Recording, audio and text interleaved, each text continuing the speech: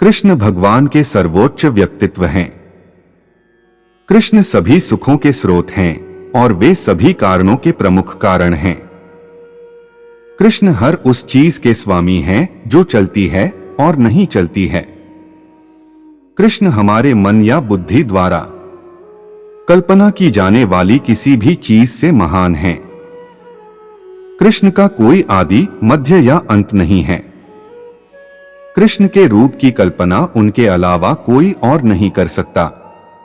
अच्छे लोगों की कृष्ण परीक्षा बहुत लेता है परंतु साथ नहीं छोड़ता, और बुरे लोगों को कृष्ण बहुत कुछ देता है परंतु साथ नहीं देता।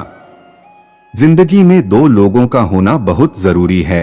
एक कृष्ण जो ना लड़े फिर भी जीत पक्की कर दे, दूसरा कर्ण जो हार सामने हो फिर भी साथ ना छोड़े।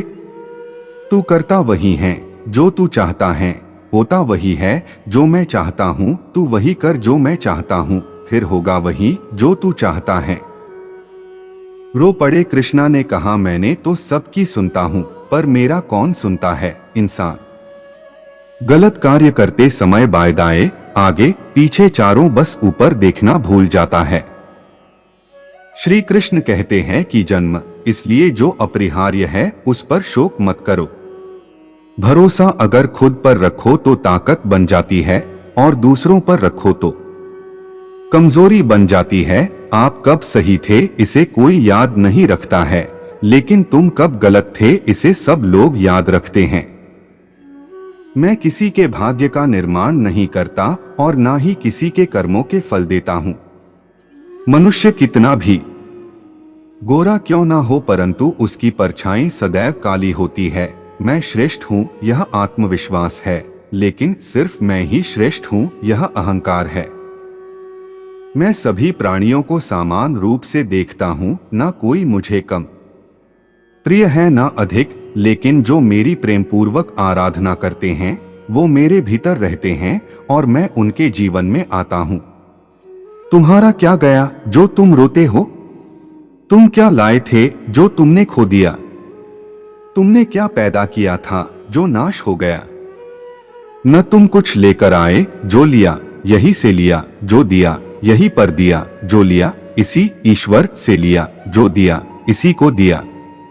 यदि आप किसी के साथ मित्रता नहीं कर सकते हैं तो उसके साथ शत्रुता भी नहीं करना चाहिए।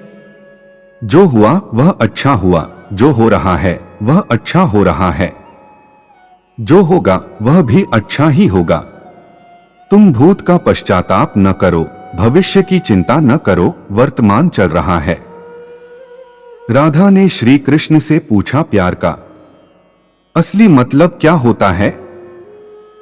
श्री कृष्णा ने हंसकर कहा, जहां मतलब होता है वहां प्यार ही कहाँ होता है। मेरे भी कई जन्म हो चुके हैं, तुम्हारे भी कई जन्म हो चुके हैं, ना तो यह मेरा आखिरी जन्म है और ना यह तुम्हारा आखिरी जन्म है। प्रेम एक ऐसा अनुभव है जो मनुष्य को कभी परास्त नहीं होने देता, और घृणा एक ऐसा अनुभव है जो मनुष्य को कभी जीतने नहीं देता। हर शख्स अपनी श्री कृष्ण जी कहते हैं, जिस व्यक्ति को आपकी कद्र नहीं उसके साथ खड़े रहने से अच्छा है आप अकेले रहे। परिवर्तन इस संसार का नियम है। कल जो किसी और का था आज वो तुम्हारा है एवं कल वो किसी और का होगा। प्यार और तकदीर कभी साथ नहीं चलते, क्योंकि जो तकदीर में होते हैं उनसे कभी प्यार नहीं होता, और जिससे हमें प्यार हो जाता है वह तकदीर में नहीं होता। श्री कृष्ण कहते हैं, मनुष्य को जीवन में श्रेष्ठ बनने का प्रयास अवश्य करना चाहिए, परंतु जीवन में हमेशा उत्तम ही रहना चाहिए। अगर व्यक्ति शिक्षा से पहले संस्कार, व्यापार से पहले व्यवहार और भगवान से पहले माता पिता को पहचान ले तो जिंदगी में कभी कोई कठिनाई नहीं आएगी। स्वार्थ से रिश्ते बनाने की कितनी भी कोशिश करें वो कभी नहीं बनते हैं, और प्रेम से बने रिश्तों को कितना भी तोड़ने की कोशिश करें वो कभी नहीं टूटते। हर किसी के अंदर अपनी ताकत और अपनी कमजोरी होती है। मछली जंगल में नहीं दौड़ सकती और शेर पानी में राजा नहीं बन सकता, इसलिए अहमियत सभी को देनी चाहिए। श्री कृष्ण कहते हैं, एक बार माफ करके अच्छे बन जाओ, पर दोबारा उसी इंसान पर भरोसा करके बेवकूफ कभी न बनो। कभी भी स्वयं पर घमंड मत करना, पत्थर भी भारी होकर पानी में अपना वजूद खो देता है।